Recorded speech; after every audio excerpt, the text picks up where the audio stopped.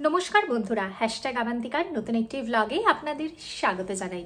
বর্তমানের যুব সমাজ ভীষণভাবেই কেরিয়ার সচেতন। ছোটবেলা থেকেই তাদের মধ্যে থাকে বিদেশে গিয়ে উচ্চশিক্ষার স্বপ্ন, বা বিদেশে গিয়ে চাকরি করার স্বপ্ন, বা বিদেশে গিয়ে স্থায়ীভাবে বসবাস করার স্বপ্ন।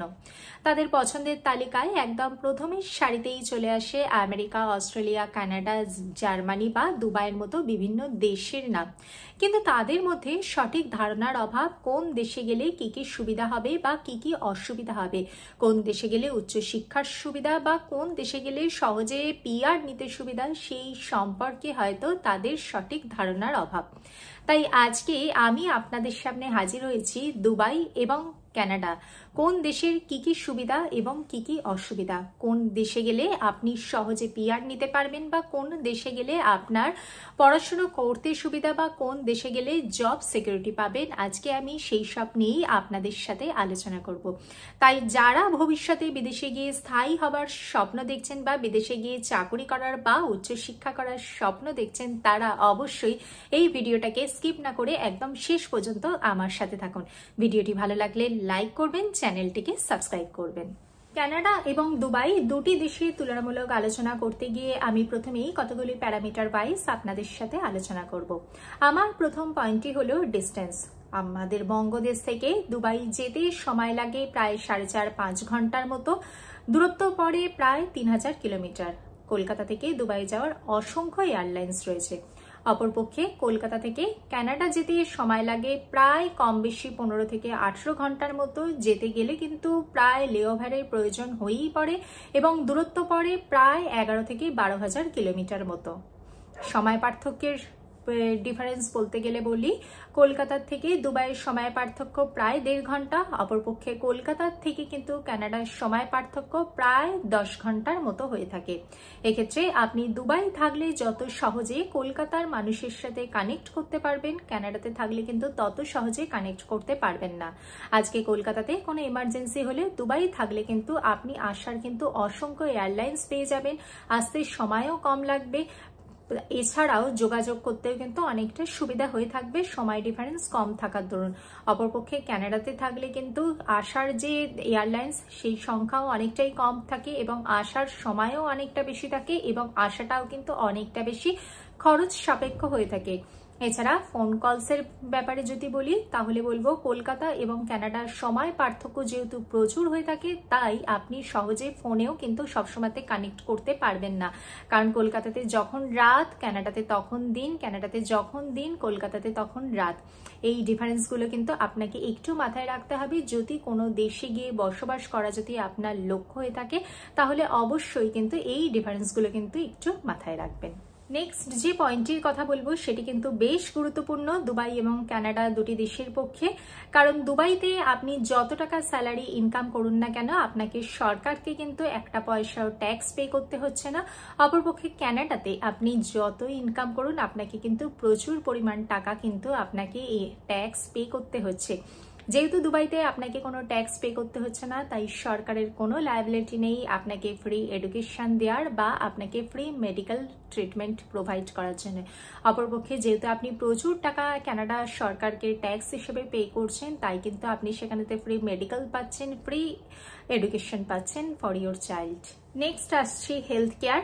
কানাডার হেলথ কেয়ার সম্পূর্ণ ফ্রি, কিন্তু দুবাইয়ের হেলথ কেয়ার কিন্তু ফ্রি নয়। কানাডাতে আজকে আপনার কোনো প্রবলেম কিছু হয়েছে, আপনি ডক্টরের অ্যাপয়েন্টমেন্ট পেতে কিন্তু একটু সময় লেগে যায়।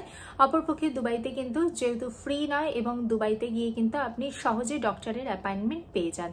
কানাডা এবং দুবাই দুটি দেশের এডুকেশনে তুলনামূলক আলোচনা করতে গেলে বলি যে দুটি দেশের মধ্যে কানাডাতে সেকেন্ডারি এডুকেশন এবং এলিমেন্টারি পাবলিক এডুকেশন একদমই ফ্রি, কানাডিয়ান সিটিজেন যারা তাদের জন্য এবং পার্মানেন্ট রেসিডেন্টদের জন্য। অপরপক্ষে দুবাইতে কিন্তু এডুকেশন একদমই ফ্রি নয়। কানাডা এবং দুবাইয়ের এডুকেশনের যে মান, সেই মানের দিক থেকে কিন্তু কানাডা আমার কাছে এগিয়ে রয়েছে। ওয়ার্ল্ডের নামজাদা ইউনিভার্সিটিগুলোর মধ্যে কানাডার কিন্তু বেশ কটি ইউনিভার্সিটিগুলো একদম প্রথমের দিকেই চলে আসে, যেরকম হচ্ছে ইউনিভার্সিটি অফ ব্রিটিশ কলাম্বিয়া এবং ইউনিভার্সিটি অফ টরন্টো। অপরপক্ষে দুবাইতেও এডুকেশন ভালো হলেও কিন্তু কানাডার মতো অতটা ভালো বলে আমার সেরকম ব্যক্তিগতভাবে মনে হয় না। যদিও সমস্তটাই আমার ব্যক্তিগত মতামত, ব্যক্তি বিশেষে কিন্তু এই মতামতটা অবশ্যই ভিন্ন হতে পারে। কানাডা এবং দুবাই দুটি দেশের লাইফস্টাইলের তুলনা করতে গেলে বলি, কানাডাতে কিন্তু জুতো সেলাই থেকে চণ্ডীপাঠ সমস্ত কিছুতেই আপনাকে পারদর্শী হতে হবে। সেখানে যাওয়ার পর আপনাকে কুকিং থেকে শুরু করে ঘর গৃহস্থালির সমস্ত কাজেই কিন্তু আপনাকে পারদর্শী হতে হবে, কারণ সেখানেতে কিন্তু মেড পাওয়া কিন্তু যথেষ্ট কষ্টকর।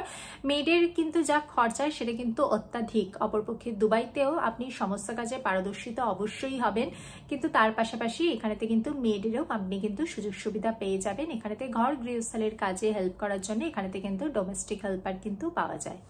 নেক্সট যে পয়েন্টটির কথা বলবো সেটি হলো ওয়েদার। কানাডা এবং দুবাই দুটি দেশের ওয়েদারের আলোচনা করতে গেলে আপেক্ষিক দৃষ্টিতে মনে হয় কানাডা শীতপ্রধান অঞ্চল এবং দুবাই হলো গ্রীষ্মপ্রধান অঞ্চল। কানাডার বেশিরভাগ অঞ্চল থাকে বরফাবৃত, চারিধার বরফে ঢাকা থাকে, বছরের 9 মাস প্রায় বরফে ঢাকা থাকে। অপরপক্ষে দুবাইয়ের বছরের প্রায় 9 মাস থাকে ভীষণই গরম। সেখানেতে গরমকালে তাপমাত্রা হয়ে যায় প্রায় 50-52 ডিগ্রিও পর্যন্ত কিন্তু তাপমাত্রা হয়ে যায়। অপরপক্ষে কানাডার শীতকালে তাপমাত্রা -30-40 ডিগ্রিও কিন্তু হয়ে যায়। তাই যারা বঙ্গদেশ থেকে ওই সমস্ত অঞ্চলে যাবেন বলে মনে করছেন, তারা কিন্তু অবশ্যই এই ব্যাপারগুলোকে কিন্তু একটু মাথায় রাখবেন। নেক্সট যে পয়েন্টটির কথা বলবো সেটি হলো ওয়ার্ক কালচার। কানাডা এবং দুবাই দুটি দেশের ওয়ার্ক কালচার সম্পর্কে বলতে গেলে বলি, বর্তমানে 2025 সালে কিন্তু সারা বিশ্বের কিন্তু বিভিন্ন ধরনের সমস্যায় জর্জরিত। বিশেষ করে কাজের বাজার কিন্তু ভীষণভাবে হ্যাম্পার হচ্ছে বর্তমানে 2025 সালে। তাও যদি আপেক্ষিক দৃষ্টিতে বলতে চাই, তাহলে টেক জবের দিক থেকে আমার ব্যক্তিগতভাবে মনে হয়েছে দুবাইয়ের তুলনায় কানাডা এগিয়ে। আবার হোটেল ইন্ডাস্ট্রি বা ট্যুরিজম সেক্টরের দিক থেকে আমার ব্যক্তিগতভাবে মনে হয়েছে কানাডার তুলনায় দুবাই এগিয়ে। যদিও সমস্তটাই আমার ব্যক্তিগত মতামত, ব্যক্তি বিশেষে অবশ্যই কিন্তু এই মতামতটা ভিন্ন হতে পারে। নেক্সট যে পয়েন্টের কথা বলবো সেটি হলো পিআর বা নাগরিকত্ব। বর্তমানে 2025 সালে দাঁড়িয়ে কোন দেশে গেলে আপনার নাগরিকত্ব পাওয়ার সম্ভাবনা অত্যাধিক, সেই সম্পর্কে কিন্তু যথেষ্ট দ্বিমত রয়েছে। তবে আমার ব্যক্তিগতভাবে মনে হয়েছে কানাডার তুলনাতে দুবাইতে গিয়ে কিন্তু আপনি স্থায়ীভাবে বসবাস করার সুযোগ অনেকটা বেশি পেয়ে যাবেন। কানাডা এবং দুবাই দুটি দেশেরই কিছু সুবিধা রয়েছে, কিছু অসুবিধা রয়েছে। আজকে আপনি পৃথিবীর যে কোনো দেশে গিয়েই বসবাস শুরু করুন না কেন, বা আপনি কর্মসূত্রে যোগ দিন না কেন, বা আপনি উচ্চশিক্ষার জন্য আজকে আপনি বিশ্বের যে কোনো দেশেই যান না কেন, প্রথম কয়েক বছর আপনার জন্য অপেক্ষা করছে স্ট্রাগল। কয়েক বছর স্ট্রাগল করার পর অবশ্যই আপনি একটি সুন্দর সোনালী ভবিষ্যতের স্বপ্ন দেখতে পাবেন। এই ভিডিওর মাধ্যমে আমি আমার ব্যক্তিগত মতামত আপনাদের সাথে শেয়ার করেছি, এবং ব্যক্তি বিশেষে এই মতামতটাই অবশ্যই ভিন্ন হতে পারে। আপনাকে সমস্ত দিক বিচার বিবেচনা করে আপনাকেই সিদ্ধান্ত নিতে হবে, কারণ আপনাকেই কিন্তু সেই সমস্ত দেশে গিয়ে সংগ্রাম করে কিন্তু আপনাকেই কিন্তু সুন্দর সোনালী সুন্দর ভবিষ্যৎ অর্জন করতে হবে। ভিডিওটি ভালো লাগলে লাইক করবেন, চ্যানেলটিকে সাবস্ক্রাইব করবেন। দেখা হচ্ছে পরবর্তী ভিডিওতে। ভালো থাকবেন, সুস্থ থাকবেন। নমস্কার।